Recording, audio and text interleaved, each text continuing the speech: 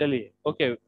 सब बच्चों को मेरी आवाज आ रही है ऑनलाइन में? सब एम ऑडिबल टू ऑल? क्या ऑनलाइन में सभी बच्चे सुन पा रहे properly? Yes, okay, very good summer. Start करते हैं अपन।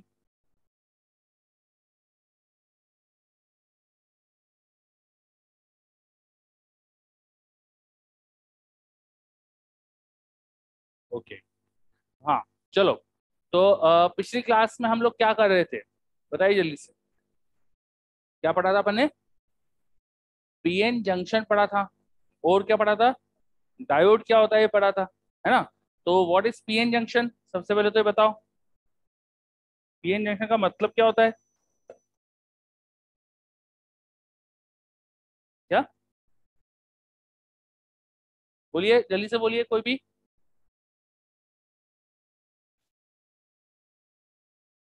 What do we mean by PN junction? और अगर पी सेमीकंडक्टर और एन सेमीकंडक्टर के बीच की बाउंड्री, उसको बोलते हैं पीएन जंक्शन। नाम से समझ में आ रहा है, इतना क्या घबराते हो, है ना? ठीक है। It is boundary between P region and N region when in a semiconductor if p region and n region are created side by side, है ना? आसपास पी रीजन एन रीजन को क्रिएट कर दिया, तो उनके बीच की जो बाउंड्री होगी उसे क्या बोलते हैं? PN junction. और जैसे ही पीएन जंक्शन बनता है, जैसे ही फैक्ट्री में पीएन जंक्शन आप क्रिएट करोगे, वैसे ही कुछ प्रोसेस वहां चालू होती है। डिफ्यूजन, ड्रिफ्ट, कुछ सुना होगा अपन ने पिछले क्लास में, है ना? डिफ्यूजन प्रोसेस स्टार्ट होती है, ड्रिफ्ट प्रोसेस स्टार्ट होती है। डिफ्यूजन क्यों स्टार्ट होती थी? Because of concentration difference. P में होल ज्यादा है, एन में इलेक्ट्रॉन ज्यादा है। पी के वैलेंस बैंड में होल ज्यादा है, एन के वैलेंस बैंड में होल होते ही नहीं, कम अमाउंट में होते। एन के कंडक्शन बैंड में खूब सारे फ्री इलेक्ट्रॉन है, और पी के कंडक्शन बैंड खाली पड़ा था, वहां ज्यादा इलेक्ट्रॉन थे नहीं। तो एन के कंडक्शन बैंड से इलेक्ट्रॉन्स डिफ्यूज होके पी में आने लगते हैं, पी के वैलेंस बैंड से होल डिफ्यूज होके एन में आने लगते हैं। तो इस डिफ्यूजन प्रोसेस की वजह से हमें करंट दिखने लगता है ना? और डिफ्यूजन वर्ड का मतलब क्या होता है? डिफ्यूजन वर्ड का मतलब हायर कॉन्सेंट्रेशन से लो कॉन्सेंट्रेशन की तरफ जाना, है ना? Very good. तो डिफ्यूजन प्रोसेस होती है जैसे जंक्शन बनता है, डिफ्यूजन प्रोसेस की वजह से डिफ्यूजन करंट आता है ना? अच्छा, वो डिफ्यूजन करंट जैसे ही क्रिएट होने लगता है, तो दोनों तरफ आयंस क्रिएट होने लगते हैं, पॉजिटिव नेगेटिव आयन, क्योंकि एन रीजन के इलेक्ट्रॉन पी में जा रहे हैं। तो एन रीजन के एटम जो पहले न्यूट्रल थे, अब उनके इलेक्ट्रॉन पी में जा रहे हैं, तो वो एटम क्या बन जाएंगे? पॉजिटिव आयन बनेंगे ना। और पी में क्या होगा? तो ये आयंस के बनने से क्या हो जाएगा? इलेक्ट्रिक फील्ड आएगी। और वो इलेक्ट्रिक फील्ड क्या करती है? वो इलेक्ट्रिक फील्ड इस डिफ्यूजन को ही रोकने की कोशिश करती है ना? वो इलेक्ट्रिक फील्ड इस डिफ्यूजन प्रोसेस ने उसे बनाया, उसी को कम करने की कोशिश करती है। सो इलेक्ट्रिक फील्ड की वजह से धीरे धीरे डिफ्यूजन करंट कम होता है, लेकिन जब तक डिफ्यूजन हो रहा था, इलेक्ट्रिक फील्ड बढ़ते जा रही थी, और उसके बढ़ने से डिफ्यूजन करंट कम हो रहा है। अच्छा, साथ ही साथ ये इलेक्ट्रिक फील्ड एक चीज और क्रिएट करती है, ड्रिफ्ट।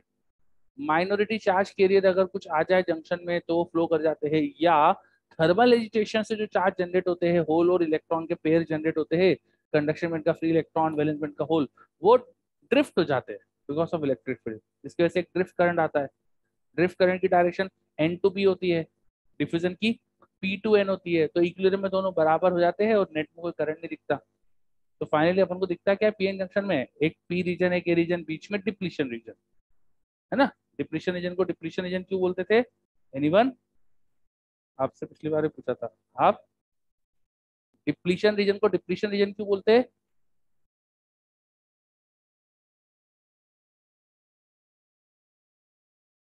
इतना सा था क्या आंसर? डिप्लीशन रीजन को डिप्लीशन रीजन क्यों बोलते हैं?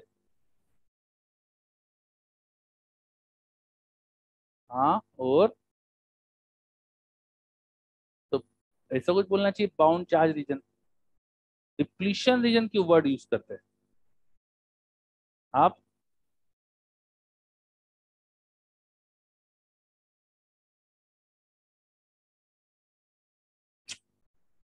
ये चीज बहुत खराब है कि यार, मतलब कि, हाँ, हाँ, बोलो आयुष। हाँ, बोलो अंकित।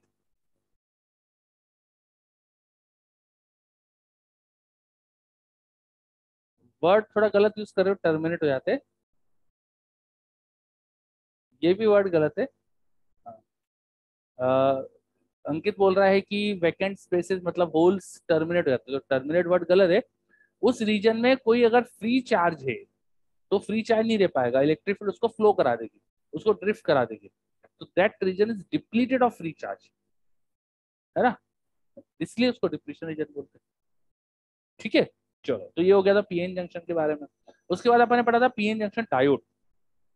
पीएन जंक्शन डायोड, डायोड क्या होता है? ये टू टर्मिनल डिवाइस। डायोड क्या होता है? टू टर्मिनल डिवाइस होता है जिसकी कैरेक्टरिस्टिक डायरेक्शन होती है, मतलब कि अलग अलग डायरेक्शन में पोटेंशियल डिफरेंस लगाने से अलग बिहेव करता है। ठीक है, डायोड को सर्किट में कैसे रिप्रेजेंट करते हैं अपन? एक ट्राइंगल विथ ऐसी लाइन ऐसे रिप्रेजेंट करते हैं, जिसमें ट्राइंगल का बेस क्या रिप्रेजेंट करता है? पी वाला हिस्सा, और ये एन वाला, है ना। डायोड को सर्किट में दो तरह से जोड़ते हैं, उसको सर्किट में जो पोटेंशियल डिफरेंस लगाने का तरीका होता है उसको क्या बोलते हैं? बायस, है ना, बायस करने का तरीका। तो कितनी तरह की बायस होती है? दो तरह की बायस होती है ना। चलो, बायस से पहले बायस की स्पेलिंग क्या होती है? BIAS, चलो बड़ा है मतलब।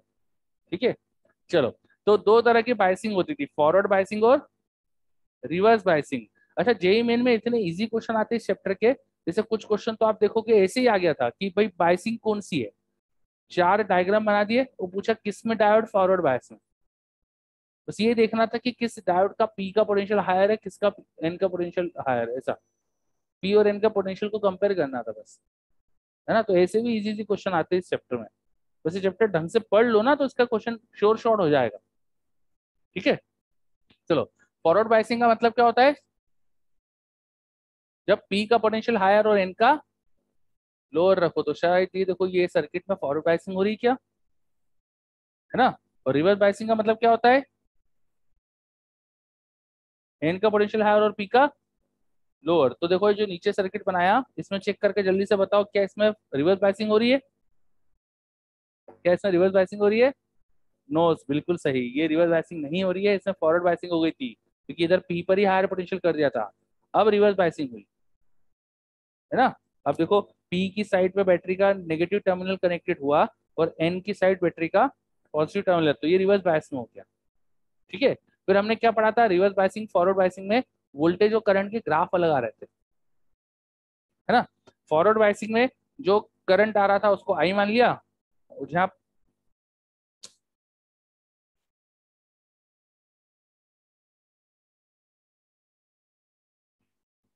जो यहाँ पोटेंशियल डिफरेंस था उसको वी बोला, potential of P minus potential of N, इसको वी बोला। तो हमने वी और एन के बीच में ग्राफ बनाया था, वी और एन के बीच में हमने ग्राफ बनाया था।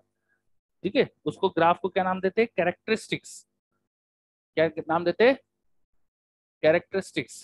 तो डायोड की कैरेक्टरिस्टिक्स, उसके पोटेंशियल डिफरेंस और उसके फ्लो करने वाले करंट का ग्राफ, वो कुछ ऐसा आता है।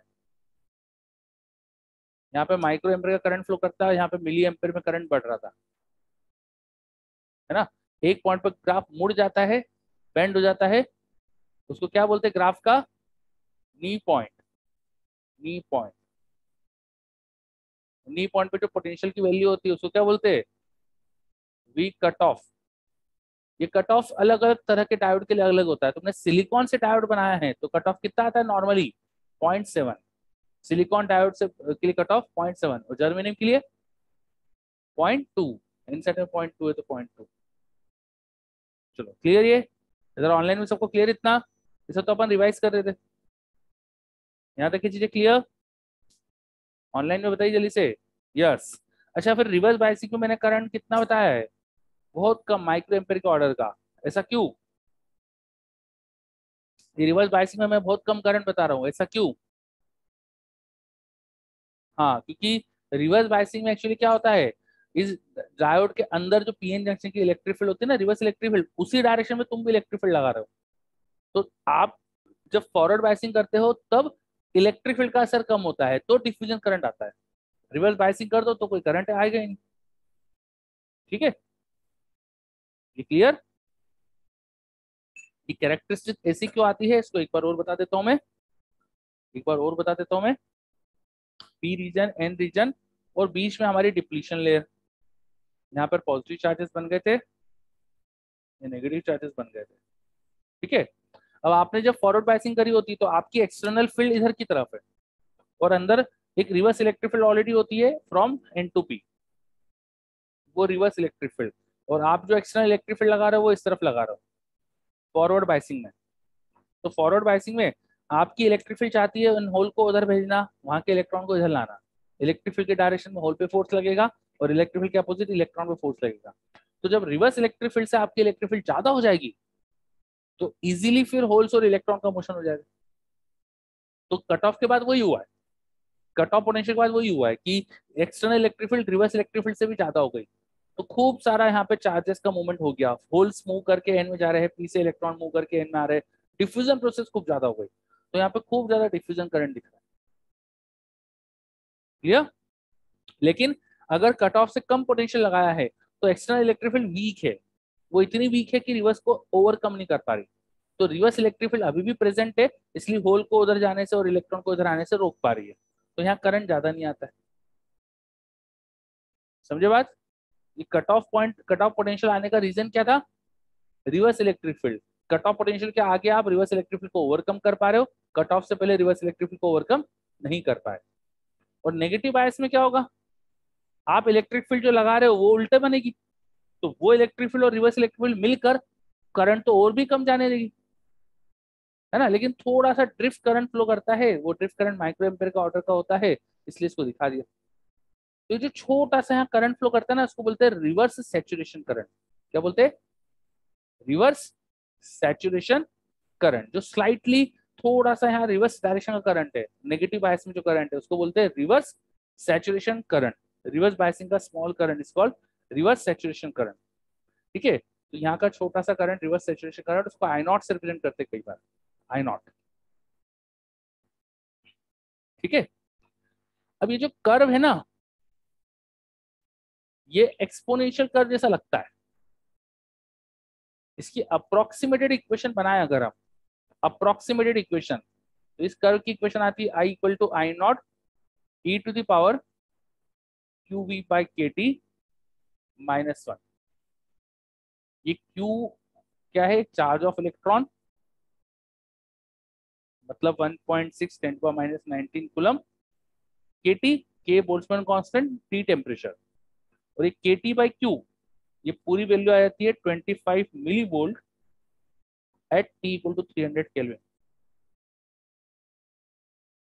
ठीक है, और वी क्या है? Potential difference of diode. V क्या है? Potential difference of diode. और आई क्या है? डायोड से फ्लो करने वाला करंट। तो ये अप्रोक्सीमेटेड इक्वेशन इस कर्व की, है ना। ये इक्वेशन पे कई बार जेईई मेंस में क्वेश्चन आ गया है, पर ये डायरेक्ट नहीं, आपको याद करने की जरूरत नहीं थी उस क्वेश्चन करने के लिए, उन क्वेश्चन में इक्वेशन दी थी। तो क्वेश्चन में कई बार ये इक्वेशन दे देते आपको, वो फिर कुछ पूछ लेते। ठीक है, करना तो देखना, है ना, क्वेश्चन करोगे तो दिखेगा क्या पूछा था। चलो, ओके, क्वेश्चन ये समझ में आया इक्वेशन? वेरी गुड, है ना। अब देखो, फॉरवर्ड बायसिंग में एक तरह से करंट अलाउ हो रहा है, दिख रहा है आपको, करंट यहाँ पे खूब ज्यादा आ सकता है। रिवर्स बायसिंग में करंट अलाउ नहीं होता, तो डायोड की डायरेक्शनल कैरेक्टरिस्टिक्स है। रिवर्स बायसिंग में तो करंट है ही नहीं, माइक्रो एम्पेयर का मतलब जीरो करंट है, तो रिवर्स बायसिंग में करंट अलाउ नहीं करता है डायोड, फॉरवर्ड बायसिंग में अलाउ करता है। फॉरवर्ड बायसिंग में अलाउ कर रहा है। अच्छा, करंट की डायरेक्शन किधर होती है फॉरवर्ड बायसिंग में? P to N. तो ऐसा सोच सकते हैं कि इधर करंट जा सकता है इसमें से, ऐसे नहीं जाता। यहाँ हायर पोटेंशियल लगाओ, यहाँ लो पोटेंशियल लगाओ तो करंट जाएगा, यहाँ हायर लगाओ यहाँ लोअर लगाओ, आप ऐसा करंट भेजना चाहते हो तो नहीं जाएगा। इस तरह से याद रख सकते हो कि डायोड में ट्राइंगल की जो डायरेक्शन है ना, उसमें करंट जा सकता है, उससे उल्टा करंट नहीं आ सकता, ऐसा याद रख सकते हो। ठीक है। अच्छा, दूसरी चीज, करंट और वोल्टेज का ग्राफ एकदम प्रोपोर्शन नहीं है, मतलब वी प्रोपोर्शन तो आई नहीं है, तो यहाँ रेजिस्टेंस जो डिफाइन करते थे ना, वो डिफाइन नहीं हो सकता। यहाँ पर एक नई चीज अपन डिफाइन करते हैं, डायनेमिक रेजिस्टेंस। क्या डिफाइन करते हैं? डायनेमिक रेजिस्टेंस, जिसको अपन आरटी से रिप्रेजेंट करते हैं, डायनेमिक रेजिस्टेंस।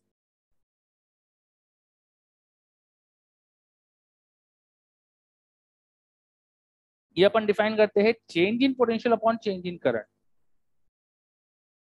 कितना पोटेंशियल का चेंज है, कितना करंट का चेंज है, ये मैंने करंट इलेक्ट्रिसिटी में भी बताया था, जब टीईपी 11 एम में अगर टीईपी 11 ई में अगर पढ़ रहे होते तो आपको याद होगा, अब भूल गए होंगे, वैसे बहुत समय हो गया। Dynamic resistance, change in potential और चेंज इन करंट का रेशो, तो क्या बोलते हैं, डायनेमिक रेजिस्टेंस। ठीक है, फॉरवर्ड बायसिंग में ये रेशो, देखो यहाँ पर अगर बहुत स्लाइट पोटेंशियल का चेंज करूं मैं, तो आप देख रहे हो ग्राफ के स्टीप नेचर होने से डेल्टा आई बहुत ज्यादा हो रहा है, डेल्टा भी यहाँ बहुत छोटा करा, डेल्टा भी बहुत स्मॉल है, डेल्टा आई बहुत ज्यादा है, ये बहुत छोटा है, ये बहुत बड़ा है, तो ये रेशो क्या आएगा, स्मॉल आएगा। तो फॉरवर्ड बायसिंग में डायनेमिक रेजिस्टेंस क्या होता है, स्मॉल होता है। ठीक है, और रिवर्स बायसिंग में क्या होगा, यहाँ पे पोटेंशियल का चेंज काफी बड़ा कर दो लेकिन करंट में निग्लिजिबल चेंज होता है, ये निग्लिजिबल बदल रहा है और ये बहुत बड़ा, तो ये रेशियो क्या होगा, हाई हो जाएगा। तो in reverse biasing dynamic resistance is high. तो आप ऐसा मान सकते हो, आप ऐसा बोल सकते हो कि डायोड फॉरवर्ड बायसिंग में करंट अलाउ करता है, रेजिस्टेंस भी नहीं देता है, रिवर्स बायसिंग में हाई रेजिस्टेंस शो करता है और करंट अलाउ नहीं करता है। ठीक, चलो, अच्छा है, ठीक है? चलो क्लियर सबको ये, कोई दिक्कत, ओके। अच्छा, अब जो बात कर रहे हैं ना कि डायनेमिक रेजिस्टेंस बहुत छोटा है फॉरवर्ड बायसिंग में, तो बहुत कम होने की वजह से कई बार अपन उसको जीरो ही मान लेते हैं, और एक कट ऑफ पोटेंशियल भी बहुत कम होता है तो कई बार मान लेते हैं जीरो। तो हम डायोड को है ना सर्किट सॉल्व करते समय थोड़ा अप्रोक्सीमेटेड मान लेते हैं, हम मान लेते हैं कि फॉरवर्ड बायसिंग में एक वायर जैसा हो जाएगा, जीरो रेजिस्टेंस मतलब वायर हो गया, और रिवर्स बायसिंग में बहुत हाई रेजिस्टेंस है तो ओपन सर्किट जैसा हो गया, है ना। तो क्वेश्चन सॉल्व करने के लिए हम डायोड में क्या मान लेते हैं, डायोड को आइडियल डायोड मान लेते हैं, डायोड को आइडियल डायोड मान लेते हैं, है ना। नेक्स्ट चीज लिखिए, ideal diode, ideal diode, ideal diode जैसे आइडिया है, ऐसा कुछ मतलब कुछ अलग से सर्किट एलिमेंट नहीं होता ideal diode. For ideal diode, अगर वो फॉरवर्ड बायस में है, यहाँ पर पोटेंशियल पी पर एन के कंपेयर में ज्यादा था, तो you can assume it to be a wire, है ना, उसको मान लीजिए वायर, उसको शॉर्ट सर्किट जैसा मान लेना, जस्ट लाइक वायर। वो फॉरवर्ड बायस में कैसा व्यू करेगा, शॉर्ट सर्किट जैसा, वायर जैसा। तो इन फॉरवर्ड बायस वो कैसा व्यू करता है, डायोड अगर फॉरवर्ड बायस में तो उसको वायर मान लो, है ना। और अगर वो रिवर्स बायस में, मतलब पोटेंशियल पी का कम है और एन का ज्यादा है, इस तरह से सर्किट में डायोड को लगाया, तो उसे क्या मान लेंगे, ओपन सर्किट, क्योंकि उसका रेजिस्टेंस अपन क्या मान लेंगे, इनफाइनाइट, और यहाँ पे रेजिस्टेंस, डायनेमिक रेजिस्टेंस क्या हो गया, जीरो। क्लियर। जब क्वेश्चन कोई आएगा जिसमें डायोड लगा है, और अगर डायोड आपको फॉरवर्ड बायस में दिख रहा है तो उसको क्या मान लो, और अगर वो रिवर्स बायस में दिख रहा है तो क्या मान लो, ओपन सर्किट। ठीक,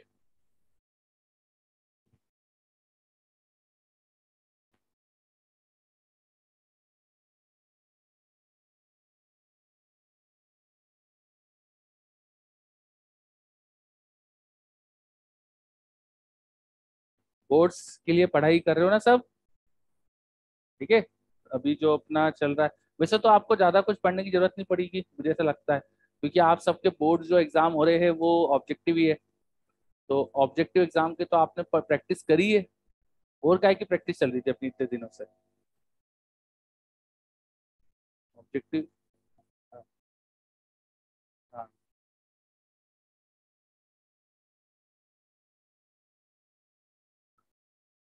जो आपने लिखा है वो फाइनल है, हाँ, कहने का मतलब है कि बबल का कोई मतलब नहीं, जो वहां लिखा है वो सही होना चाहिए। ठीक है, हाँ, ये उन्होंने कुछ बहुत अजीब सा काम करा, मतलब ये तो पता नहीं क्या करा, मतलब ये क्या दिमाग लगाया, मतलब चलो, ठीक है। हाँ,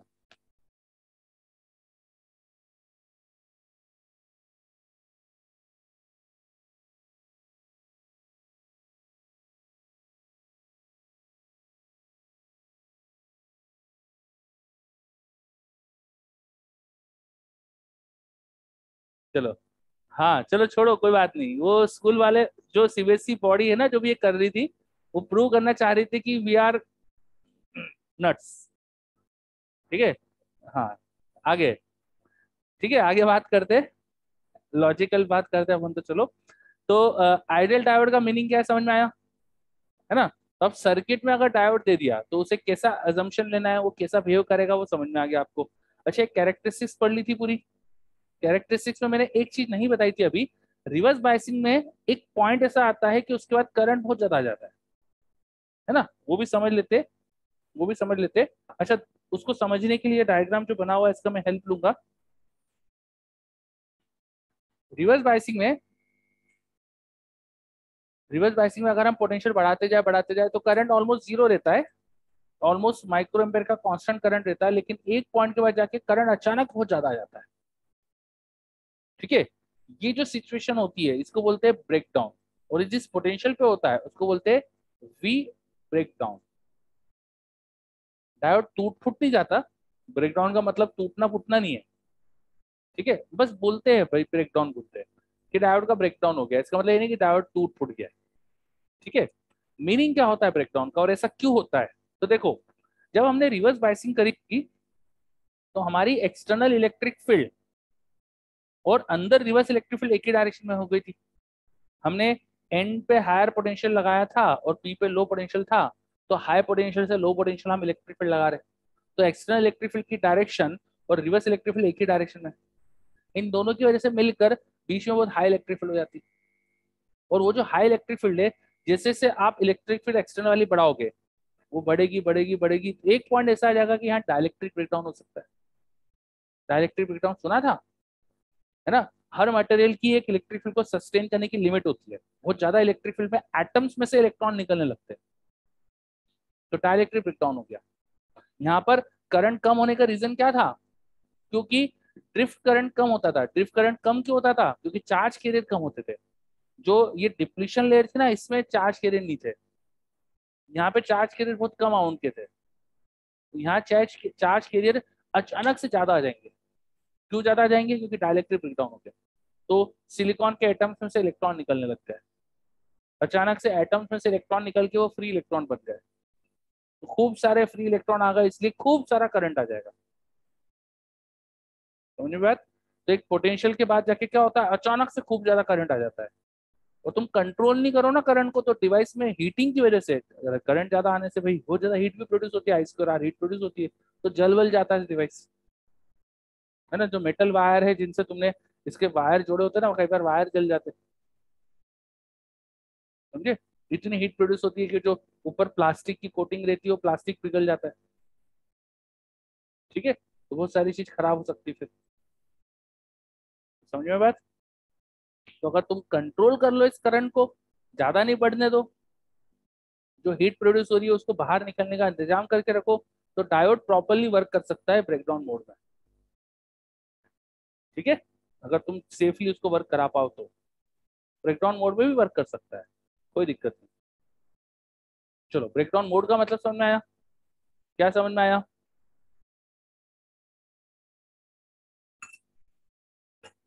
पोटेंशियल बढ़ाते जा रहे हो तो इलेक्ट्रिक फील्ड बढ़ते जा रही है, एक इलेक्ट्रिक फील्ड के बाद अंदर डाइलेक्ट्रिक ब्रेकडाउन हो गया। डाइलेक्ट्रिक ब्रेकडाउन होने से एटम्स में से इलेक्ट्रॉन निकलने लग गए, खूब सारे फ्री इलेक्ट्रॉन आ गए, तो खूब अचानक से करंट बढ़ गया। इस प्रोसेस को क्या बोलते हैं, डाइलेक्ट्रिक ब्रेकडाउन, है ना। एक रीजन और होता है यहाँ पे करंट बढ़ने का, जिसको बोलते हैं एवलांच ब्रेकडाउन। एक रीजन और होता है जिसको बोलते हैं एवलांच ब्रेकडाउन। एवलांच वर्ड सुना है आपने, है ना। एवलांच वर्ड जनरली पहाड़ों पर अगर ऊपर से बर्फ थोड़ी सी गिरती है और धीरे धीरे बर्फ गिरती है तो अपने साथ और बर्फ को ऐड करते जाती है, धीरे धीरे बड़ा सा बर्फ का गोला बन जाता है ना। टॉम एंड जेरी मूवीज में कई बार देखा होगा, पहाड़ पे ऊपर से छोटा सा बर्फ का गोला गिर रहा है, वो धीरे धीरे बड़ा होते जाता है, उसको बोलते हैं एवलांच। कि छोटी सी धीरे धीरे चेन रिएक्शन जैसा, है ना, जस्ट लाइक चेन रिएक्शन की थोड़ी सी चीज चालू हुई धीरे धीरे बढ़ गई, तो वैसे ही कुछ होता है। देखो अंदर क्या हो रहा है, थोड़ा वो ड्रिफ्ट करंट था, तुम पोटेंशियल बढ़ाते जा रहे हो बढ़ाते जा रहे हो बढ़ाते जा रहे हो, तो ज्यादा पोटेंशियल से ज्यादा इलेक्ट्रिक फील्ड, ज्यादा इलेक्ट्रिक फील्ड से अंदर जो इलेक्ट्रॉन मूव कर रहे हैं ज्यादा इलेक्ट्रिक फील्ड से ज्यादा एक्सीलेट होंगे, उनको हर दो कोलिजन के बीच में जो मीन फ्री टाइम है, मीन फ्री पाथ है, उसमें ज्यादा एनर्जी मिलेगी। अब वो ज्यादा एनर्जी से किसी एटम से कोलाइड करेंगे, और ये एनर्जी अगर इतनी हो जाए कि एटम को देकर एटम का valence band conduction band, atom के वैलेंस बैंड का इलेक्ट्रॉन कंडक्शन बैंड में चले जाए तो एटम एक्साइट हो सकता है ना। जब मीन फ्री, थोड़ा बहुत तो करंट था ना यहाँ, मतलब कुछ तो इलेक्ट्रॉन का फ्लो चल रहा था। अब वो इलेक्ट्रॉन का फ्लो चलते चलते ऐसा हो गया कि इलेक्ट्रॉन्स को एनर्जी बहुत ज्यादा मिलने लग गई बिकॉज ऑफ पोटेंशियल। तो मीन फ्री टाइम में इलेक्ट्रॉन को इतनी एनर्जी मिलने लग गई कि अब उन इलेक्ट्रॉन के कोलिजन्स की वजह से एटम्स का एक्साइटेशन हो रहा है, एटम्स में वैलेंस बैंड से इलेक्ट्रॉन कंडक्शन में जा रहा है, तो electron pair, electron hole pair बन जाएंगे। थोड़े बहुत इलेक्ट्रॉन का फ्लो चल रहा था, उससे और इलेक्ट्रॉन होल पेयर बने, उनसे और कोलिजन से और इलेक्ट्रॉन होल पेयर बने, तो इलेक्ट्रॉन होल पेयर की एक तरह से चेन रिएक्शन जैसी हो जाएगी और अचानक से खूब सारे इलेक्ट्रॉन होल पेयर की वजह से खूब ज्यादा करंट आ जाएगा। तो ये होने के लिए आपको उतना एनर्जी देना पड़ेगी बिटवीन टू सक्सेसिव कोलिजन, है ना। इलेक्ट्रॉन जब फ्रीली एक्सेलरेट कर रहा है दो सक्सेसिव कोलिजन में, उसमें इतनी एनर्जी मिलना चाहिए, तो ये होने के लिए भी एक लिमिट से ज्यादा पोटेंशियल होना चाहिए। तो ऐसा भी हो सकता था करंट बढ़ने का रीजन, है ना। तो दो थ्योरी है ब्रेकडाउन को समझाने की, एक तो क्या था डायलेक्ट्रिक ब्रेकडाउन, दूसरा एवलांच ब्रेकडाउन। जो डायलेक्ट्रिक ब्रेकडाउन था ना उसको जेनर ब्रेकडाउन भी बोलते हैं, और कई बार इस पोटेंशियल को जेनर पोटेंशियल भी बोलते हैं। क्या बोलते हैं? Zener potential. ठीक है, तो ये चीज लिखो आप, जेनर पोटेंशियल या जेनर ब्रेकडाउन, है ना, नोट करिए इसको अच्छे से। वैसे सब एनसीईआरटी में लिखा है।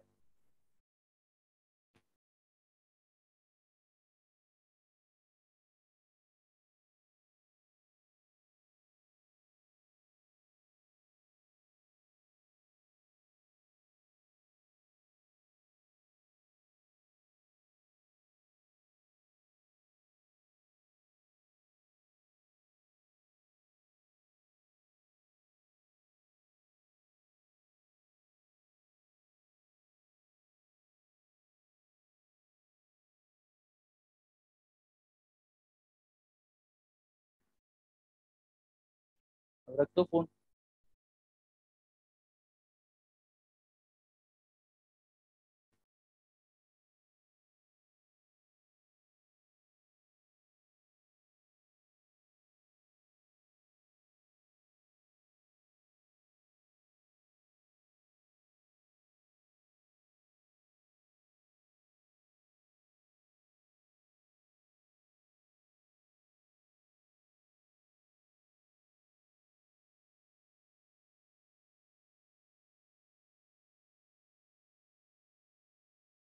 चलो, ओके।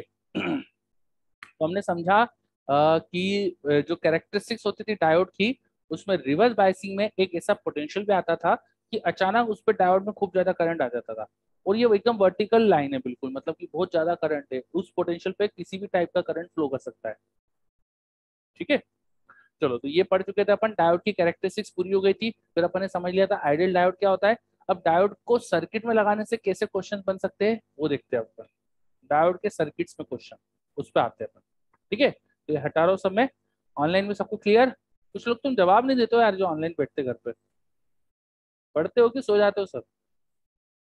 बताइए, आया कि नहीं सब?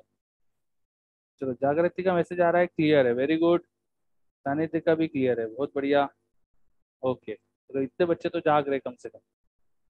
ठीक है, अब अपन देखते हैं डायोड को सर्किट में लगाने पर कैसे क्वेश्चन बनते हैं।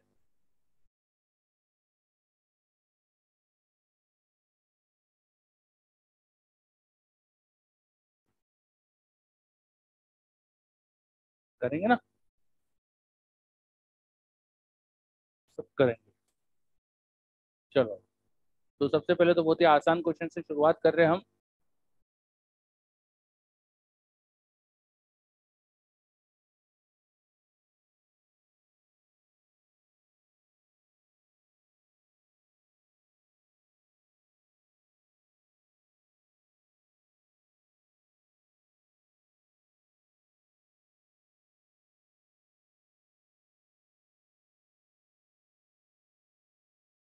सबसे पहले आपको ये बताना है कि डायोड फॉरवर्ड बायस में है कि रिवर्स बायस में।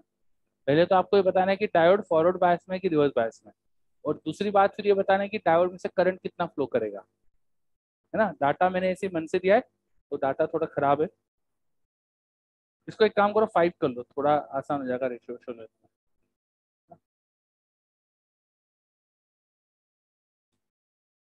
चलिए करिए। दो चीज बतानी है। पहली चीज बताना है डायोड फॉरवर्ड बायस में कि रिवर्स बायस में। Diode is in forward bias और रिवर्स बायस। पहला क्वेश्चन तो ये है। And second thing, if it is in forward bias then what will be current through it.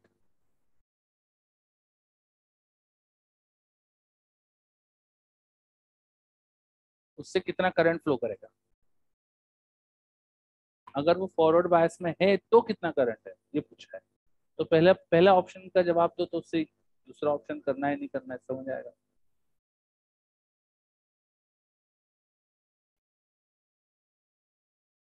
तो ये सब है ना सर्किट सॉल्विंग के क्वेश्चन होते हैं, बिल्कुल करंट इलेक्ट्रिसिटी के क्वेश्चन होते हैं।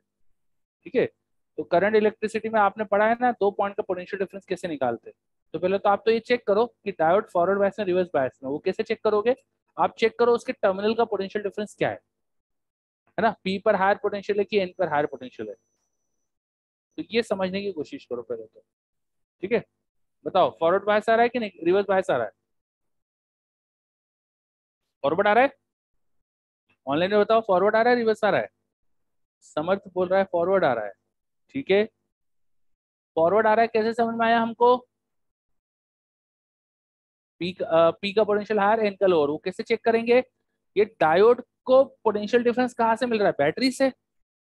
और ये जो दो बैटरी का जो ये अपन को अरेंजमेंट दिख रहा है ना, इसको आप सिंगल बैटरी में कन्वर्ट कर सकते हो ना, कॉम्बिनेशन ऑफ सेल से।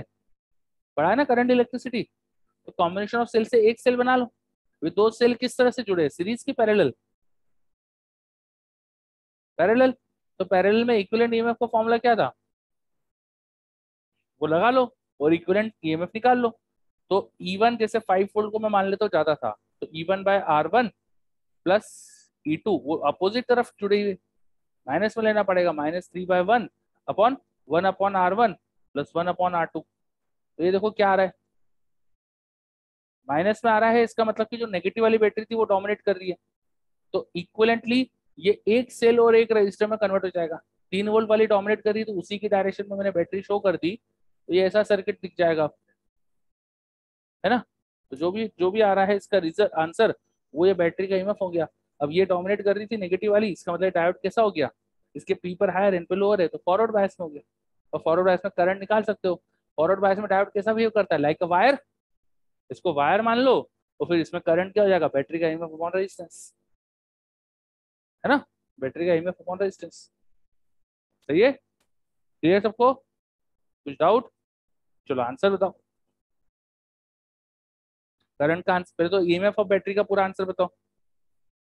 -5/3 आ रहा है क्या। फिर इनका इक्विवेलेंट रेजिस्टेंस कितना आएगा, are equivalent R1 R2 upon R1 plus R2, है ना। तो 5/6, 5/6। तो इक्विवेलेंट रेजिस्टेंस आ रहा है 5/6 और इक्विवेलेंट बैटरी बच्चे बता रहे हैं 5/3। और यहाँ रेजिस्टेंस 1 था। तो अब डायोड में से यहाँ से करंट कितना होगा, ईएमएफ अपॉन रेजिस्टेंस दोनों सीरीज में है, 5/6 प्लस 1। सॉल्व कर दो आ जाएगा, कितना आएगा, 6×5 = 11, ऊपर गया 6, 6 तो ऊपर 10/11। ठीक। आई बात समझ में। चलो तो ऐसे क्वेश्चन आ सकते हैं। ये तो फिर भी मैंने बहुत टफ क्वेश्चन दे दिया पता है। ये एग्जाम में जैसे क्वेश्चन आते हैं ना उससे काफी टफ है ये। ठीक है। सच में बोल रहा हूँ। पेपर उठा के देखना, प्रीवियस ईयर जेईई मेंस के पेपर देखना। पेपर क्या इसके एक मॉड्यूल में इसके प्रीवियस ईयर क्वेश्चन पे होते हैं ना, इलस्ट्रेशन में कुछ कुछ मिल जाते हैं तो देखना। ठीक है। चलो अगला क्वेश्चन।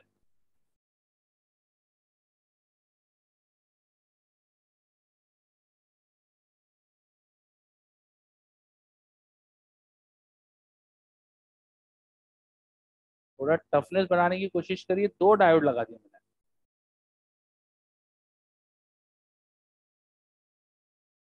डायोड का नाम दे देते हैं D1 D2। D1 D2 2 diode लगाए, दोनों से करंट कितना कितना है बताओ। 2 डायोड है D1 D2, डायोड 1 डायोड 2, दोनों से कितना कितना करंट है बताओ। चलो करो। वायर ऑनलाइन में भी आंसर आ गए थे मेरे पास, वेरी गुड।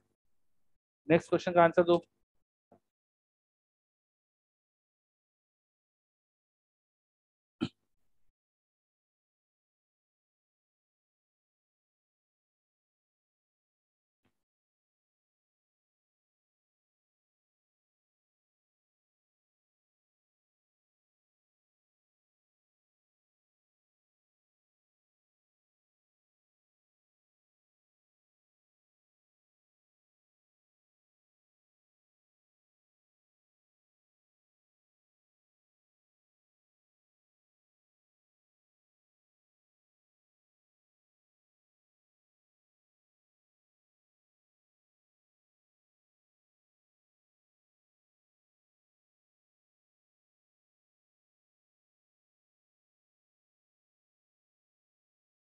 चलो समर्थ का एक जवाब आया मेरे पास, चेक करते, बताओ।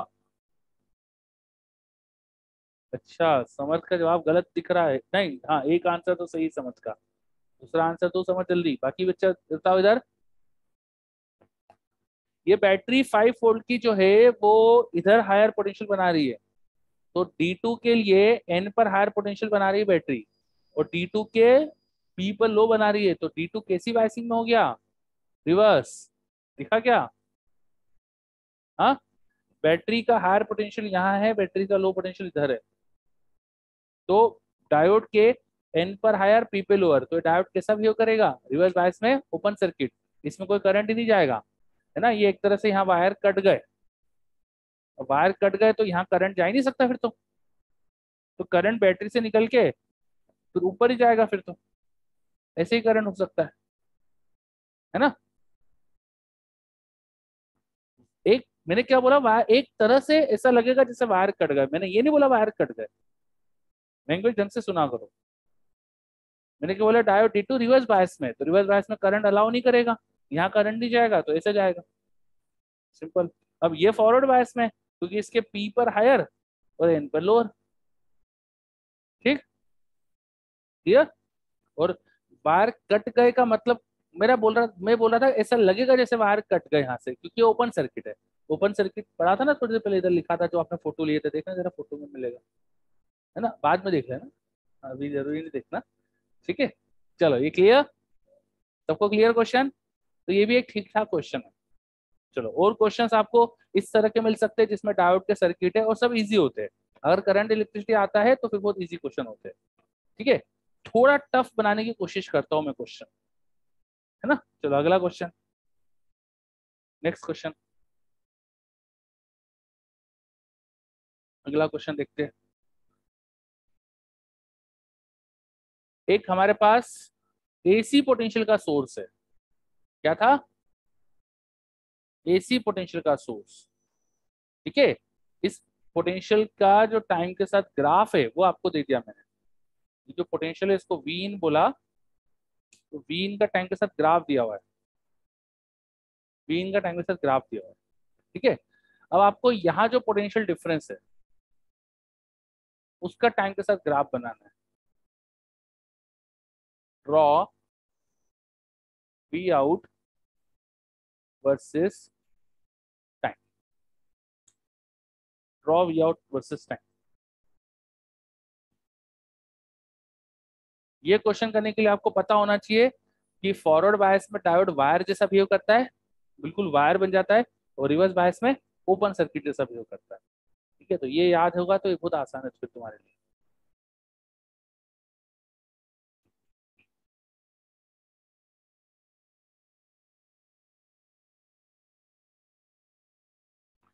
ड्रॉ करना है वी आउट वर्सेस टाइम, तो बताइए जल्दी से इधर, ऑनलाइन में सानी थी, यस वेरी गुड, समझ कब आ गया था। अब अगले क्वेश्चन का आंसर दीजिए।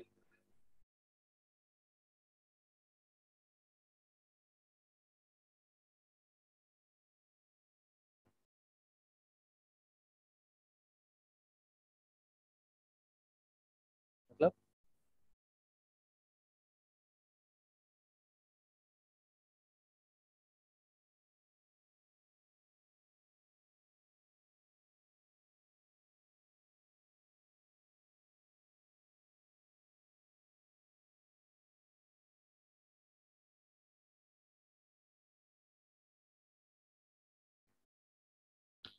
देखो, आपका जो पोटेंशियल डिफरेंस था इनपुट का, उसका टाइम के साथ ग्राफ दिया है, मतलब कि यहाँ से यहाँ जो पॉइंट का पोटेंशियल डिफरेंस है उसका ग्राफ दिया है। ये ग्राफ पहले पॉजिटिव साइड में, इसका मतलब एक किसी के कंपेयर में, जैसे यहाँ के कंपेयर में यहाँ का पोटेंशियल पॉजिटिव है, फिर नेगेटिव है, इसका मतलब इसके कंपेयर में यहाँ का पोटेंशियल नेगेटिव है ना। जब इस पॉइंट के कंपेयर में यहाँ पर हायर पोटेंशियल है, मतलब डायोड के पी पर हायर पोटेंशियल है, तो डायोड कौन सी बाइसिंग में, फॉरवर्ड, तो पॉजिटिव हाफ साइकिल में ये किस बाइसिंग में हो गया, फॉरवर्ड। ये जो एसी के साइकिल होते थे ना, इसको पॉजिटिव नेगेटिव हाफ ऐसा नाम देते थे ना अपन, positive half cycle negative half cycle, शायद याद होगा एसी में पढ़ा था। इसको बोलते हैं पॉजिटिव हाफ साइकिल, इधर वाले हिस्से को बोलते हैं नेगेटिव हाफ साइकिल।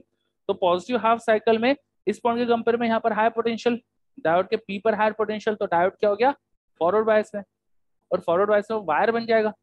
अगर वो वायर बन गया तो जो यहाँ पोटेंशियल डिफरेंस वही तो यहाँ आ जाएगा। हाँ, तो इस पॉइंट का पोटेंशियल इसके बराबर, इसका इसके बराबर, तो यहाँ का पोटेंशियल डिफरेंस इक्वल टू यहाँ का पोटेंशियल डिफरेंस। तो फॉरवर्ड बायस में जो इनपुट का पोटेंशियल डिफरेंस था वही आउटपुट का हो जाना चाहिए।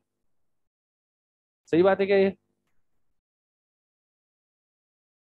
ये पॉजिटिव का मतलब इसके कंपेयर में यहाँ पर हाई पोटेंशियल है तभी तो पॉजिटिव बोल रहे होंगे, है ना। और नेगेटिव का मतलब इसके कंपेयर में यहाँ पे लो पोटेंशियल, तो यहाँ पर लो पोटेंशियल, पी पर लो पोटेंशियल, तो डायोड क्या हो गया, रिवर्स बायस।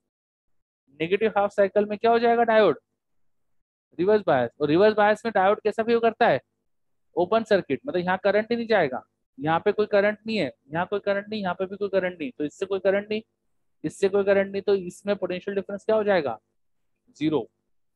तो नेगेटिव हाफ साइकिल में यहाँ से करंट क्या हो जाएगा। ग्राफ को देखने से क्या पूछा, जोर से बोलो। मतलब समझना पड़ता है अपन को, ये ग्राफ किसका दिया है ये हमको समझना पड़ता है। पोटेंशियल डिफरेंस का ग्राफ दिया है, तो इन दोनों पॉइंट के पोटेंशियल डिफरेंस का ग्राफ है। तो पोटेंशियल डिफरेंस पॉजिटिव है नेगेटिव है। पॉजिटिव का मतलब क्या होगा कि इसके कंपेयर में हाई पोटेंशियल, नेगेटिव का मतलब इसके कंपेयर में लो, लो होगा तभी तो नेगेटिव बोल रहे हैं। ठीक है, चलो तो ये क्लियर। हमको ये समझ में आ गया कि पॉजिटिव हाफ साइकिल जब एसी का था तो diode open, diode forward bias में था, वायर बन गया था, तो यहाँ का पोटेंशियल डिफरेंस यहाँ का पोटेंशियल डिफरेंस बराबर। तो आउटपुट में जो पोटेंशियल डिफरेंस हमको मिलना चाहिए, आउटपुट में जो पोटेंशियल डिफरेंस हमको मिलना चाहिए वो क्या होगा, जब इनपुट का पॉजिटिव हाफ साइकिल था तो सेम मिलेगा, बाद में जीरो मिलेगा, फिर पॉजिटिव हाफ साइकिल में सेम मिलेगा, फिर जीरो मिलेगा, ऐसा आउटपुट मिलेगा। समझ में ये बात है ना। इस तरह का हमको आउटपुट का ग्राफ मिलेगा, जब इनपुट का पॉजिटिव हाफ साइकिल तो positive half cycle, negative half cycle में जीरो, फिर पॉजिटिव हाफ साइकिल, फिर नेगेटिव हाफ साइकिल में जीरो। समझे, सुन में आया। तो ये एसी की आधी वेव दिख रही है ना, ऐसा लग रहा है ना, ऐसा लग रहा है ना जैसे ये एसी को तुमने सिर्फ आधा कट कर दिया है, उसको हाफ एसी वेव बोल देते हैं। क्या बोल देते हैं, हाफ एसी वेव। समझे कुछ, नोट कर लीजिए। Half cycles about T axis in graph, बिल्कुल सही। अब अपन समझते हैं रेक्टिफायर।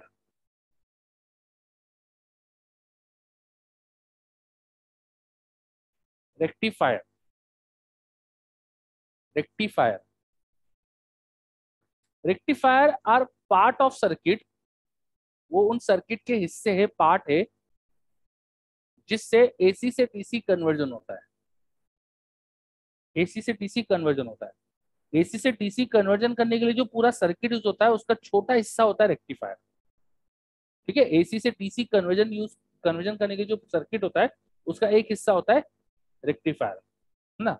रेक्टिफायर में सबसे पहले तो अपन क्या करते हैं, हम एसी को डीसी में कन्वर्ट करना चाहते हैं, तो सबसे पहले अपन लगाते हैं ट्रांसफार्मर। क्या लगाते हैं, ट्रांसफार्मर। क्यों लगाते हैं ट्रांसफार्मर, ताकि हम एसी का जो पोटेंशियल का वैल्यू है, ईएमएफ की जो वैल्यू है, जो उसके मैग्नीट्यूड या एम्पलीट्यूड है, उसको अपन एडजस्ट कर सके। ट्रांसफार्मर से वोल्टेज लेवल को अपन बढ़ा सकते हैं या वोल्टेज लेवल को कम भी कर सकते हैं इन एसी, है ना। ट्रांसफार्मर क्यों यूज होते हैं, step up step down transformer क्यों यूज होते हैं, ताकि वोल्टेज लेवल को बढ़ा लो या। अब डीसी कन्वर्ट करके फिर मुश्किल हो जाएगा ये करना, इसलिए पहले ही कर लो। सबसे पहले क्या यूज करा जाता है, ट्रांसफार्मर। तो एसी का जो सोर्स होता है उसके बाद सबसे पहले लोग लगा देते हैं ट्रांसफार्मर। ट्रांसफार्मर का सर्किट का सिंबल ये होता है, ऐसे शो करते हैं ट्रांसफार्मर को। ये जो बीच में मैंने बनाया ना, ये ट्रांसफार्मर है।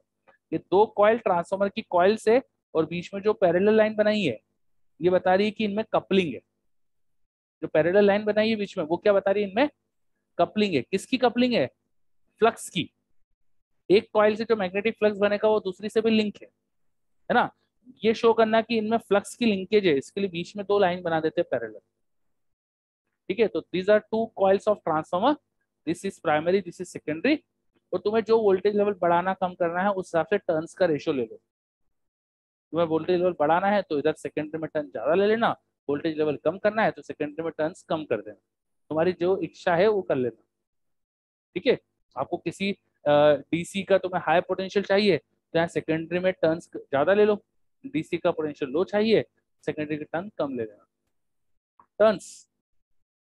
हाँ ठीक है, चलो क्लियर। अब ट्रांसफार्मर क्यों लगाया पहले समझ में आ गया।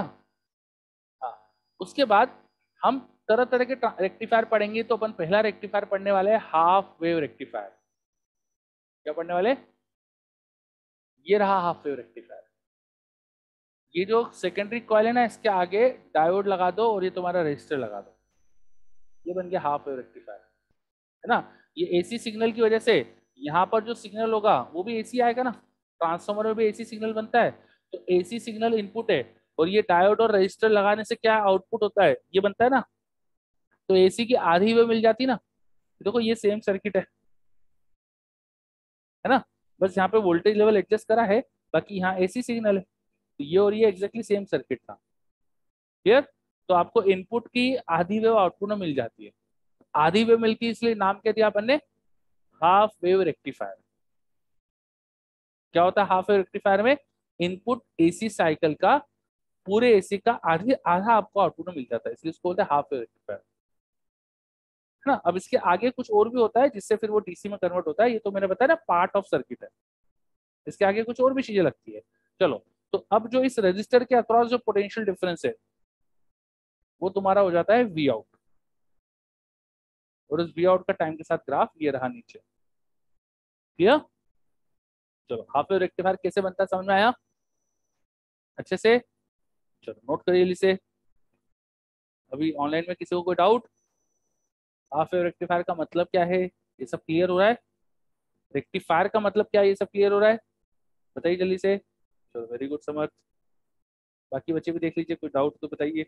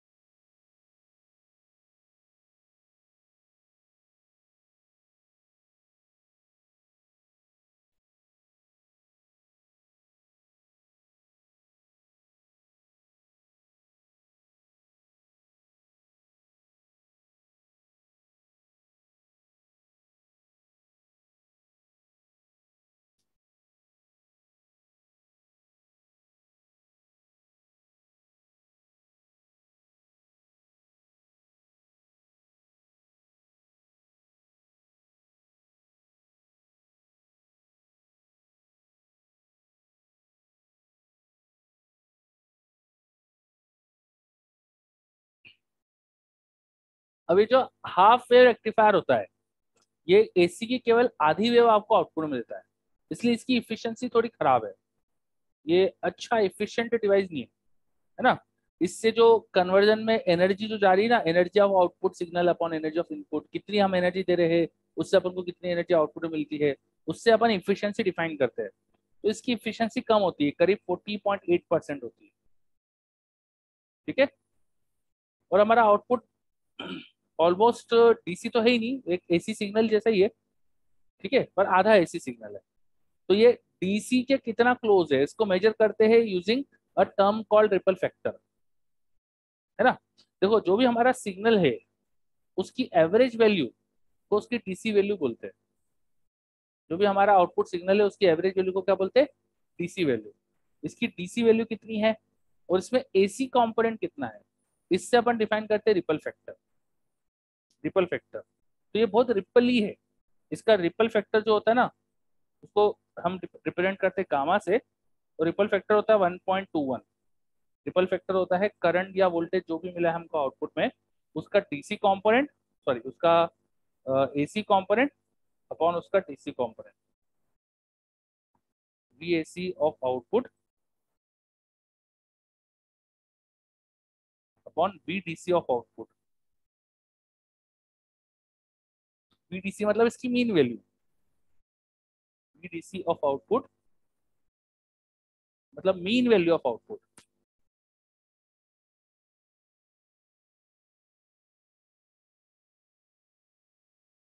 समझे। आप इसकी एवरेज वैल्यू निकालो वोल्टेज की क्या है, तो वोल्टेज की जो एवरेज वैल्यू है उसको बोलते हैं अपन उसकी डीसी वैल्यू। ठीक है, अब इसमें से इसकी एवरेज वैल्यू सब्ट्रैक्ट कर दो, तो जो सिग्नल बचता है ना जो उसका अपन आरएमएस निकाल लेते हैं, उसको बोलते हैं उसकी एसी वैल्यू। तो एसी और डीसी का ratio is called ripple factor. तो ये बहुत ज्यादा रिपली है, इसमें एसी कंपोनेंट बहुत ज्यादा होता है, इसलिए इसका रिपल फैक्टर 1.21 बहुत हाई आया है। क्लियर, तो समझ में आया बात। स्टैंडर्ड वैल्यू मतलब, हाँ रिपल फैक्टर पर आधा एसी है ना, तो मतलब उसका यही आता है कैलकुलेट करके। एफिशिएंसी मतलब सर्किट में यही आती है बिल्कुल इसकी, है ना, 40.8%। ये सब है ना पहले कभी पूछा जाते थे, तो इसलिए मैं बता रहा हूँ, तुम्हारे मॉड्यूल वॉड्यूल में क्वेश्चन मिल जाएगा, ऐसा इसलिए बता रहा हूँ। रिसेंट जेई मेंस के क्वेश्चन देखोगे ना, तो जेई मेंस वाले ये सब कुछ नहीं पूछते आजकल।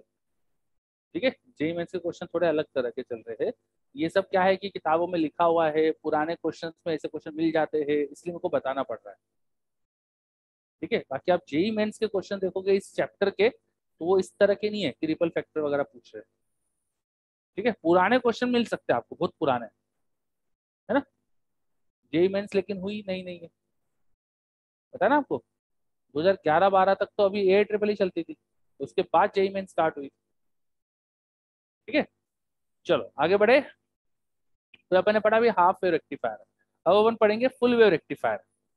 नेक्स्ट चीज पढ़ेंगे अपन फुल वेव रेक्टिफायर। तो अभी आधी वेव मिल रही थी ना, अब उसको पूरी बनाने की कोशिश करेंगे। ठीक है, क्या करेंगे अपन, पूरी वेव बनाने की कोशिश करेंगे। तो हमको फुल वेव रेक्टिफायर बनाने के लिए लगते हैं दो दो डायोड। दो डायोड से अपन फुल वेव रेक्टिफायर बनाते हैं, ऊपर भी लगा दिया नीचे भी लगा दिया। लेकिन समस्या है फिर बीच वाला, बीच में क्या लगा है भाई, डायोड के दूसरे एंड पे भी तो कुछ जुड़ा रहता है ना, तो इन दोनों को आपस में जोड़ेंगे तो करंट तो कुछ फ्लो नहीं करेगा, इसलिए बीच में से एक वायर निकाल के उससे फिर डायोड्स को जोड़ा जाता है, लाइक दिस। देख पा रहे हो सर्किट आप, ये जो सेकेंडरी कॉइल की उसके नीचे वाले टर्मिनल से एक डायोड जोड़ा, इसके ऊपर वाले टर्मिनल से एक डायोड जोड़ा, इन दोनों डायोड को आपस में कनेक्ट कर लिया एक तरफ से, और फिर सेकेंडरी कॉइल के एकदम बीच में से एक रेजिस्टर के थ्रू इनको जोड़ दिया। ये हमारा लोड रेजिस्टेंस, और इसके अक्रॉस जो पोटेंशियल डिफरेंस है उसको बोला जाएगा वी आउट। वी आउट, इसके अक्रॉस जो पोटेंशियल डिफरेंस है उसको कहा जाता है वी आउट। ठीक है, तो पुराना ये डायग्राम हटा रहा हूँ।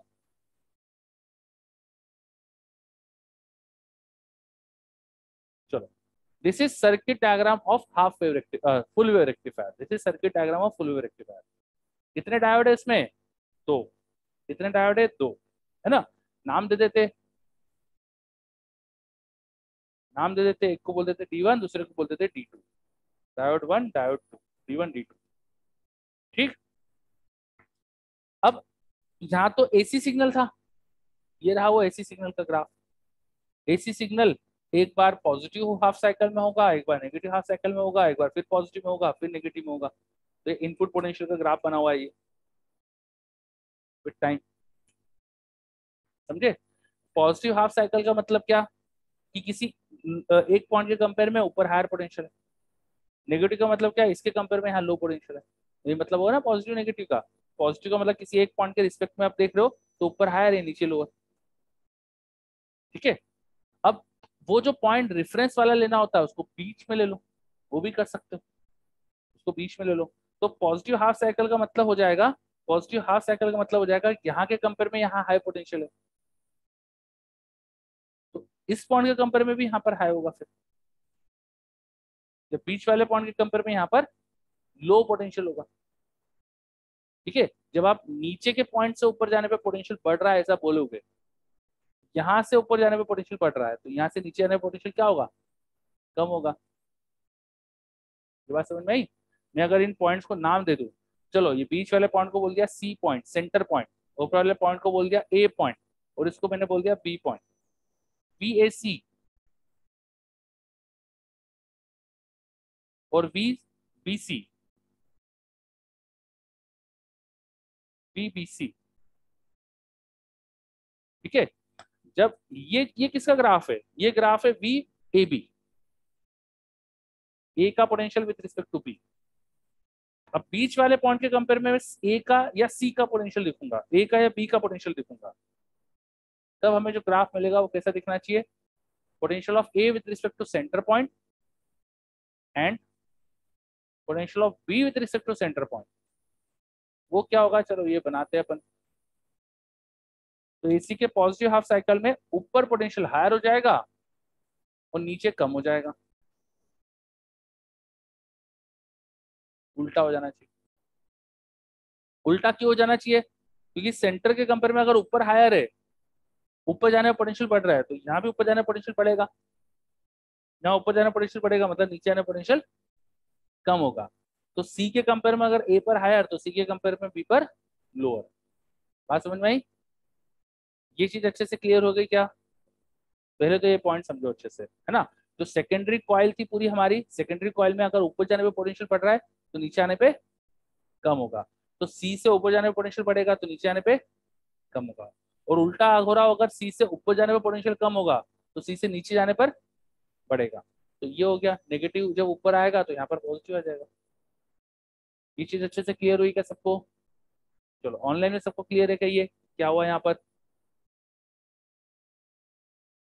यस, वेरी गुड, है ना।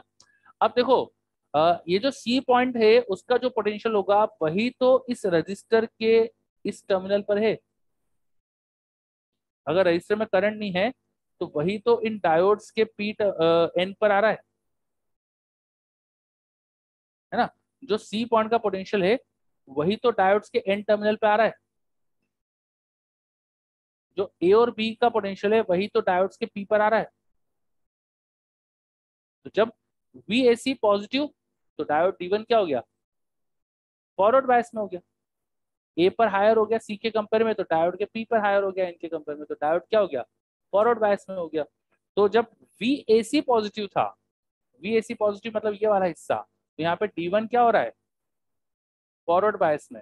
और अगर वी पॉजिटिव है तो वी क्या था, वी क्या है यहाँ, तो वी अगर नेगेटिव है, वी नेगेटिव है, यहाँ पर पी पर नेगेटिव पोटेंशियल है, तो ये क्या हो गया, रिवर्स बायस में हो गया। तो यहाँ पे डायोड D2 देखेंगे अगर, वो किसमें है, रिवर्स बायस में। फिर यहाँ पर क्या हो जाएगा, नेगेटिव पोटेंशियल से D1 और यहाँ D2 फॉरवर्ड बायस में हो जाएगा। तो आपके एसी के पॉजिटिव हाफ साइकिल में एक डायोड तो फॉरवर्ड में हो रहा है और दूसरा डायोड, और एसी के नेगेटिव हाफ साइकिल में पहला डायोड फॉर रिवर्स में हो गया तो दूसरा, तो एक एक करके चल रहा है। एसी के पॉजिटिव हाफ साइकिल में D1 फॉरवर्ड में है, एसी के नेगेटिव हाफ साइकिल में D2 फॉरवर्ड में। एसी के आधे साइकिल में एक डायोड काम कर रहा है, एसी के दूसरे आधे साइकिल में, एसी के आधे साइकिल में D1 काम करेगा, एसी के नेगेटिव हाफ साइकिल में D2 काम कर देगा।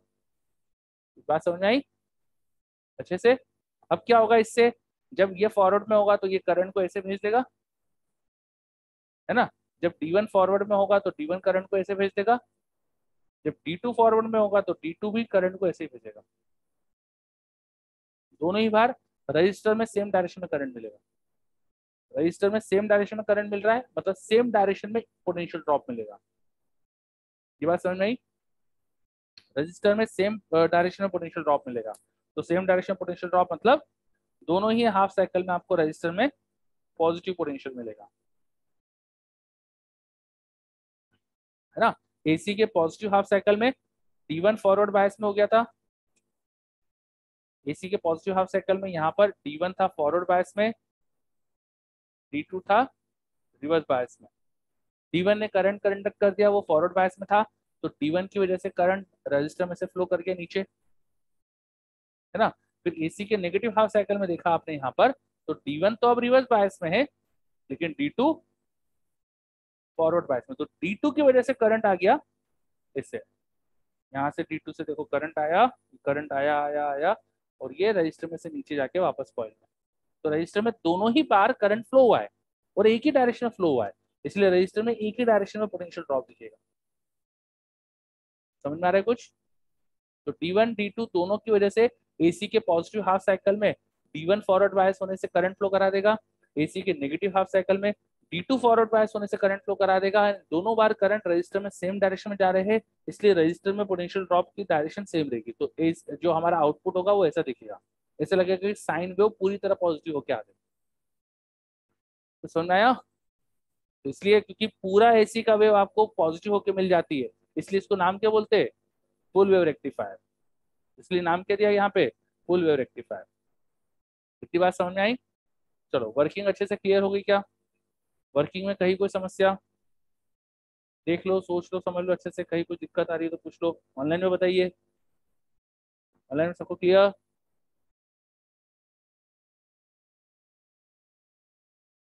Very good. चलो, अच्छा, इसकी इफिशियंसी डबल हो जाती है, 81.6% हो जाती है डबल। रिपल भी कम हो जाती है ना, क्योंकि ज्यादा ये कम रिपल ही हो गया, थोड़ा ज्यादा इसमें कांस्टेंट चीज हो रही है। ठीक है, तो इसकी रिपल फैक्टर हो जाता है 0.48। 0.48। ठीक। चलो, तो ये कुछ डाटा है, याद रखना, है ना। बाकी समझने में अगर कहीं कोई दिक्कत लग रही है, कुछ समझ नहीं आ रहा है, तो पूछिए, देखिए अच्छे से। हाँ,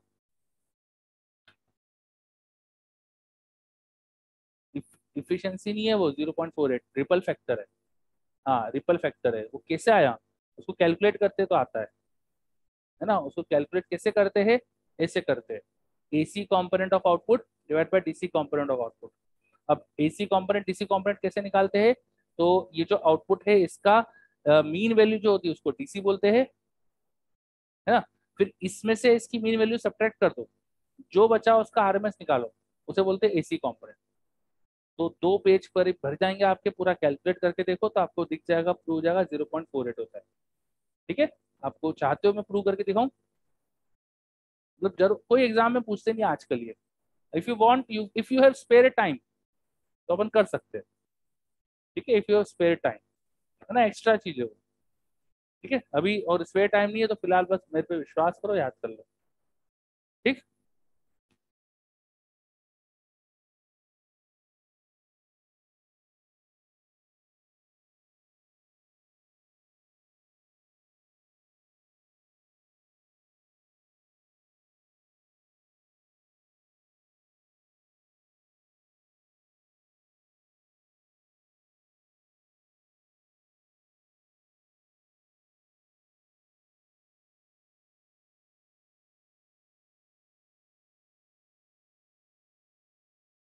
चलो, तो हाँ,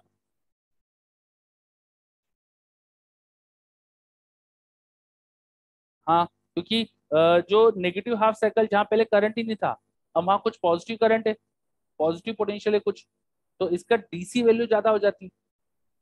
इसकी डीसी वैल्यू ज्यादा होने से डिनोमीटर ज्यादा हो गया। ठीक है, और डीसी ज्यादा होने से फिर रिपल्स भी कम हो जाती है डिनोमीटर ज्यादा होने से। अच्छा, तो अब कैसे काम करा था, एक बार शांति से फिर से सुन लेते हैं अपन, क्या हुआ था। ठीक है, इस अब फुल वेव रेक्टिफायर में हमने 2 डायोड यूज करे थे, जिनको हमने नाम दिया D1 D2। बी पॉइंट के कंपेयर में ए पॉइंट का पोटेंशियल जो है, बी के कंपेयर में जो ए का पोटेंशियल है वो यहाँ ड्रॉ करा है। बी के कंपेयर में आधे समय ए का पोटेंशियल हायर है, बी के कंपेयर में आधे समय ए का पोटेंशियल हायर है, बी के कंपेयर में आधे समय बी का ए का पोटेंशियल लो है, ये दिखाया। जब ए का पोटेंशियल हाई होता है उसको बोलते हैं अपन पॉजिटिव हाफ साइकिल, जब ए का पोटेंशियल लो है उसको बोलते हैं negative half cycle. Positive half cycle में ए पर हाई पोटेंशियल, तो you can assume D1 is in forward bias. D1 current को अलाउ कर देगा, डी1 करंट को अलाउ कर देगा, वो करंट ऐसे गया रजिस्टर में जाके इधर आ जाएगा। ठीक है, जब नेगेटिव हाफ साइकिल हुआ तो D2 अब फॉरवर्ड बायस में हो जाएगा, क्योंकि यहाँ हाई पोटेंशियल हो गया था, ए के कंपेयर में हाई पोटेंशियल हो गया, तो ये फॉरवर्ड बायस में, तो इसने करंट फ्लो करा दिया। ठीक है, और जब ऊपर हायर पोटेंशियल था तो यहाँ लो था, इसलिए करंट फ्लो नहीं करा पा रहा था। ऐसा याद रख सकते हो। तो समझ में आया? तो शॉर्ट में एक अपन ने समझने की कोशिश करी, वापस से वर्किंग क्लियर। कुछ समझ में आया? कुछ समझ में आया? ठीक है, कुछ तो आया होगा। ठीक है, आगे बढ़े। ओके, तो ये पढ़ा अपन ने फुल वेव रेक्टिफायर। इधर ऑनलाइन में किसी को कुछ पूछना है, जल्दी से बता दीजिए। अगर फुल वेव रेक्टिफायर में कुछ भी दिक्कत दे रहा है, कुछ समझ नहीं आ रहा हो, अगर कुछ प्रॉब्लम हो अगर, तो बताइए ऑनलाइन में, जल्दी से बताइए। समर्थ को तो क्लियर है, बहुत बढ़िया। ठीक है, कुहू को भी क्लियर है। ठीक है, आगे बढ़ते फिर अपन, है ना।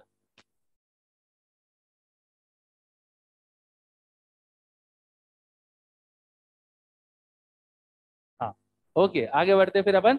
अब अपन फुल वेव रेक्टिफायर को ही बनाने का एक तरीका और होता है जिसको बोलते हैं ब्रिज रेक्टिफायर। तो ब्रिज रेक्टिफायर भी देखते हैं, क्या देखेंगे नेक्स्ट।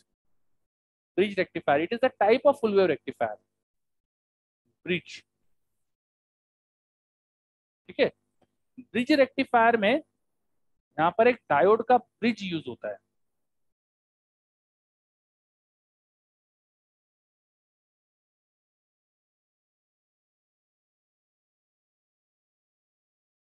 ब्रिज रेक्टिफायर एक स्पेशल अरेंजमेंट यूज होता है डायोड्स का। वो अरेंजमेंट जैसा मैं बनाऊं वैसे ही याद रखना पड़ेगा आपको, इसी तरीके से वर्क करेगा। आप ध्यान दीजिए, जब मैं ड्रॉ कर रहा हूँ तो पहले मैंने एक यहाँ पर क्या बनाया था, एक रोम्बस जैसा बना दिया था। उस रोम्बस की इस ब्रांच में मैंने एक डायोड लगाया और इसके पैरेलल ब्रांच में डायोड बिल्कुल उसी डायरेक्शन में लगाया। देखा आपने, तो पैरेलल ब्रांचेस में डायोड की डायरेक्शन सेम है। अच्छा, ये वाला जो पॉइंट है जो कॉइल से जुड़ा है, उसमें इस ब्रांच में डायोड नीचे की तरफ लगाया ना, तो इसमें उल्टा लगाना। जो कॉइल से डायोड लगाएंगे, कॉइल से जुड़े हुए ब्रांचेस होती है, उसमें डायोड की डायरेक्शन अपोजिट होना चाहिए।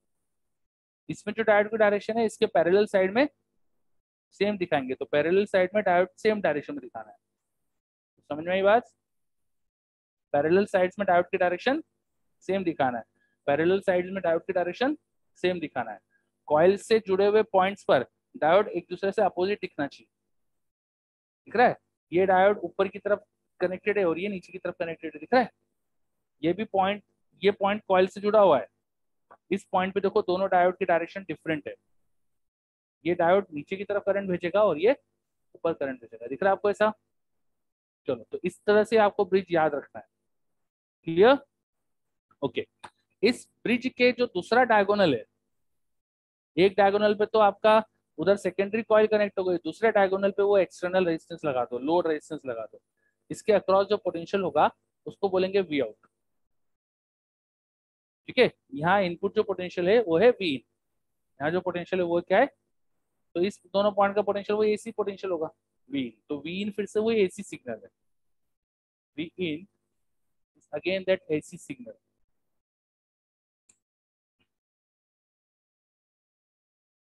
ठीक है, अब हमको वी आउट का टाइम के साथ ग्राफ चाहिए। वी इन का टाइम के साथ ग्राफ दिख रहा है। अब क्या चाहिए हमको, वी आउट वर्सेस टाइम। अब हमको चाहिए वी आउट वर्सेस टाइम। हमें वी इन वर्सेस टाइम पता है, हम वी आउट वर्सेस टाइम बनाना चाहते हैं।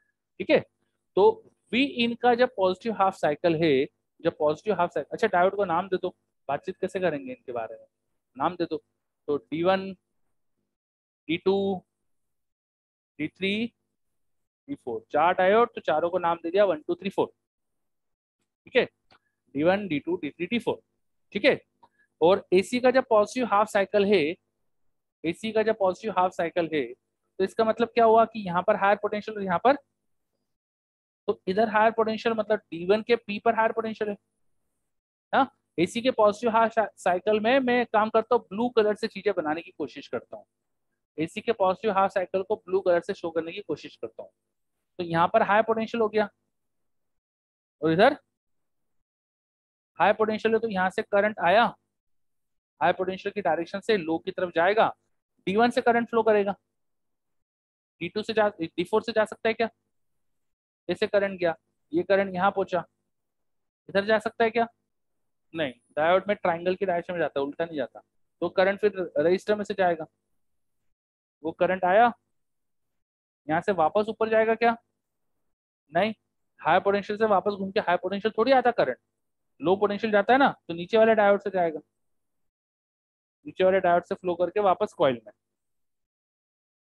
समझे, तो करंट स्टार्ट हुआ फ्रॉम हाई पोटेंशियल, और इस डायोड D1 जो फॉरवर्ड बायस में हो गया था क्योंकि उसके पी पर हायर पोटेंशियल था, उससे फ्लो हुआ, फिर रजिस्टर से फ्लो हुआ, फिर वापस आया, और D3 जिसके एन पर लो पोटेंशियल था, जो फॉरवर्ड बायस में आ गया था बिकॉज के एन पे लो, उसके पी पर हाई था, इसलिए D3 से फ्लो होके वापस कॉइल में। तो ये पैरेलल वाले डायोड काम कर रहे हैं, D1 D3 ये दोनों फॉरवर्ड बायस में, और ये D4 और D2 रिवर्स बायस। तो एसी के पॉजिटिव हाफ साइकिल में कौन कौन काम कर रहा है, D1 एंड D2 ये किस में है, और D3 sorry D1 and D3 forward bias में, और D2 and D4 reverse bias. तो ऑड वाले फॉरवर्ड में आ गए और इवन वाले रिवर्स में आ गए, है ना। ऑड इवन फॉर्मूला टाइप है यहाँ पे, है ना, ऑड इवन फॉर्मूला जैसा है ना, ठीक है। ऑड वाले एक साथ काम कर रहे, इवन वाले नहीं करते। अब कौन करेगा नेगेटिव हाफ साइकिल में, कौन करेगा, इवन करेंगे, ऑड वाले नहीं करेंगे। दिल्ली वाले लोगों के लिए तो मतलब समझने में बहुत आसान हो गया, है ना। ऑड देखो, ऑड गाड़ी चलाओ पॉजिटिव हाफ साइकिल में, ऑड वाले डायोड को काम कराओ, नेगेटिव हाफ साइकिल में इवन वाले डायोड से काम कराओ। अब नेगेटिव हाफ साइकिल को रेड कलर से शो करने वाला हूँ। जब नेगेटिव हाफ साइकिल होगा तो यहाँ पर हाई पोटेंशियल होगा, और ऊपर क्या होगा, तो रेड कलर से नीचे हाई लिखा, मतलब मैं नेगेटिव हाफ साइकिल की बात कर रहा हूँ, रेड कलर से नेगेटिव हाफ साइकिल की बातें कर रहा हूँ, समझ में ये बात, ठीक है। तो यहाँ पर हाई पोटेंशियल हुआ, तो हाई पोटेंशियल से करंट आया, ये करंट गया यहाँ तक, इस D3 के अब N पर हाई पोटेंशियल हो रहा है, तो ये तो किस में हो जाएगा, रिवर्स में। D2 के P पर हायर है, तो D2 करंट को फ्लो कराएगा, D2 ने करंट फ्लो कराया इस तरह से, वो करंट इधर तो जा नहीं सकता, ऐसा वो जाएगा रजिस्टर में से, रजिस्टर में से वापस आया, वापस यहाँ तक आया। अब वापस हाई पोटेंशियल पे थोड़ी जाएगा करंट, हाई से स्टार्ट करके, हाई से स्टार्ट करके कहाँ जाता है, तो लो पोटेंशियल पे देखो करंट आ गया। तो एसी के पॉजिटिव हाफ साइकिल में जो करंट फ्लो हो रहा था मैंने ब्लू कलर से शो करा है, एसी के नेगेटिव हाफ साइकिल में जो चीजें हो रही है उसको रेड कलर से शो करा है। पॉजिटिव हाफ साइकिल में D1 D3 फॉरवर्ड बायस में आए थे, D2 D4 रिवर्स बायस में आए थे। अब कौन से डायोड फॉरवर्ड बायस में, D2 and D4 forward bias में है, D1 and D3 reverse bias में। ऑड इवन वाला फॉर्मूला, पहले ऑड ने काम करा, अब इवन वाले कर रहे हैं, ठीक है। तो अब इवन वाले डायोड में से नेगेटिव वाले पॉइंट से करंट फ्लो के यहाँ गया, ऐसा। अच्छा, दोनों ही बार लोड रेजिस्टेंस जो था उसमें करंट की डायरेक्शन सेम है, देखिए आप, दिख रहा है क्या, है ना। आपका फॉर्मूला तो आपको देखना ही पड़ेगा ना, ठीक है। दोनों ही बार ऑड इवन के सेंस में जो हमारा रजिस्टर था उसमें करंट तो एक ही डायरेक्शन में था, अब इसमें करंट दोनों ही बार सेम डायरेक्शन में है, इसलिए क्या होगा, पोटेंशियल ड्रॉप सेम सेंस में दिखेगा, है ना। अच्छा, डायोड तो वायर जैसे बन जाते हैं ना, फॉरवर्ड रिवर्स बायस जो भी हो वायर जैसे बन जाते हैं, रिवर्स बायस में ओपन सर्किट हो जाएगा, फॉरवर्ड बायस में वायर बन जाएंगे। तो ये वायर और ये वायर अगर बन गया था, तो जो यहाँ पोटेंशियल थे वही पोटेंशियल आपको इस रजिस्टर के अक्रॉस मिल जाएगा। यहाँ एसी का साइनोसोडल पोटेंशियल था, तो यहाँ पे साइनोसोडल पोटेंशियल दिखेगा, बट डायरेक्शन सेम दिखेगी दोनों ही बार, दोनों ही बार आपको वो पॉजिटिव सेंस में दिखेगा, है ना, पॉजिटिव सेंस में दिखेगा। पॉजिटिव हाफ साइकिल का करंट, पॉजिटिव हाफ साइकिल का पोटेंशियल मैंने ब्लू से शो कर दिया, नेगेटिव हाफ साइकिल में जो पोटेंशियल आ रहा था उसको रेड से शो कर दिया, पर दोनों तरफ उसकी डायरेक्शन सेम आ गई। तो समझ में आई बात, इस तरह से ब्रिज रेक्टिफायर काम करता है। ये है तो फुल वेव रेक्टिफायर ही ना, आउटपुट तो वही है ना, तो इसकी इफिशियंसी भी सेम आती है, ट्रिपल फैक्टर भी सेम आता है, वो सारी चीजें सेम, बस वर्किंग थोड़ी सी अलग है। चलो, मीनिंग समझ में आया ब्रिज रेक्टिफायर का, बताइए सब ऑनलाइन में बताइए, क्या होता है ब्रिज रेक्टिफायर, समझ में आया, हाँ।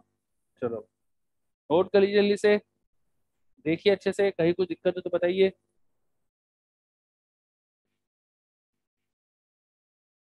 तो क्योंकि अपना टाइम भी ओवर हो रहा है तो अपन आज रुकते हैं यहाँ पर, है ना। आज अपन ने रेक्टिफायर्स पढ़ लिए, अब नेक्स्ट क्लास से अपन एक तो Zener diode, special purpose diodes पढ़ेंगे। क्या पढ़ेंगे नेक्स्ट क्लास में, स्पेशल पर्पस डायोड मतलब खास काम के लिए बनाए गए डायोड, स्पेशल पर्पस, खास काम के लिए बनाए गए डायोड। तो एक पढ़ेंगे जेनर डायोड, दूसरा पढ़ेंगे अपन फोटो डायोड, फोटो डायोड के साथ साथ सोलर सेल भी पढ़ेंगे, फिर पढ़ेंगे एलईडी, लाइट इमिटिंग डायोड। तो ये सब पढ़कर आइएगा, एनसीईआरटी में दिया है सब, सब अच्छे से पढ़कर आइए। डायोड फिर फिनिश हो जाएगा, उसके बाद स्टार्ट करेंगे ट्रांजिस्टर।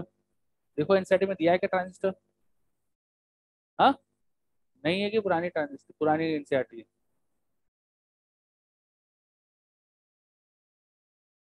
नहीं दिया, नई एनसीईआरटी में नहीं दिया होगा ट्रांजिस्टर, पुरानी एनसीईआरटी में दिया होगा। रीजन इज कि अब सीबीएसई के सिलेबस से ट्रांजिस्टर हट चुका है ना, ट्रांजिस्टर नहीं दिया, क्या दिया इसके बाद, लॉजिक गेट, हाँ। तो ट्रांजिस्टर अब सीबीएसई के सिलेबस से हट चुका है, ठीक है। तो वो आपके लिए एक्स्ट्रा चीज हो जाएगी एक तरह से। जेई मेन में पिछले साल तक नहीं हटा था क्वेश्चन, उस पर नहीं पूछा उनने हालांकि, पर सिलेबस से हटाया नहीं, तो कोई भरोसा नहीं कि उस पर क्वेश्चन पूछ ले। ठीक, इसलिए हमको पढ़ना पड़ेगा, है ना। हम पढ़ेंगे ट्रांजिस्टर, उसके बाद पढ़ेंगे लॉजिक। चलो क्लियर इतना, मिलते हैं नेक्स्ट क्लास में फिर। बाय सबको, thank you all of you.